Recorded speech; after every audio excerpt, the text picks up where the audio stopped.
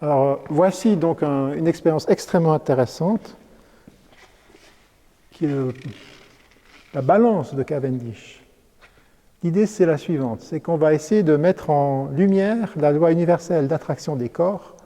Donc, par exemple, c'est la force qui maintient les orbites, qui maintient les planètes sur leur orbite propre. On a une force d'attraction mutuelle de deux corps massiques. Et si on regarde ce qu'on est en train de faire, à l'intérieur du dispositif se trouvent deux petites billes que l'on ne voit pas à l'écran. Mais si je tourne un petit peu et on fait un zoom sur le dispositif, vous allez déceler deux petites billes à l'intérieur du cercle de matière centrale, donc deux petites billes qui sont reliées avec, on peut appeler ça un pendule de torsion, un fil de torsion qui maintient celle-ci en place. Donc en l'absence de force, vous avez un certain angle donné, et sur ce pendule de torsion est montée une réflexion laser qui amplifie le mouvement, c'est-à-dire que si je remets la masse face à la petite masse, on a une réflexion laser qui amplifie la déflexion de l'angle par rapport à l'angle de torsion du pendule. Donc qu'est-ce qu'on fait ici ? On imprime une force, celle d'attraction des corps, c'est-à-dire que la grande masse qu'on a vue précédemment, que j'ai manipulée, a été appliquée face à la petite, de telle sorte à créer un moment de force sur le pendule de torsion. Celui-ci, sous l'effet de la force, tourne et dévie le faisceau laser.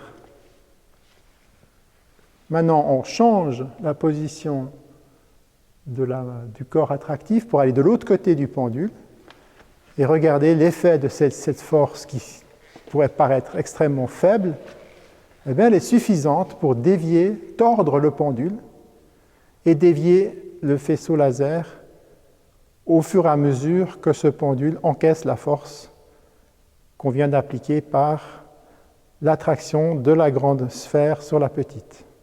Et vous voyez que le faisceau point rouge du laser dévie de la croix, du carré vers la croix. Progresse gentiment, mais sûrement, vers la croix, dû à l'effet de la force attractive exercée sur la masselotte qui se trouvait de l'autre côté de notre pendule de torsion. On peut revenir au pendule de torsion et ensuite on va revenir sur cette image-là. Donc si on regarde maintenant à nouveau notre balance de Cavendish, regardez bien que cette fois-ci, la grande masse est de l'autre côté et elle attire la petite masselotte à l'intérieur faisant partie de notre pendule de torsion et c'était la force responsable de la déviation du faisceau. On peut maintenant regarder à nouveau le faisceau où il se trouve, puis vous allez voir qu'il s'est bien déplacé dans le sens du mouvement induit par cette force sur le pendule.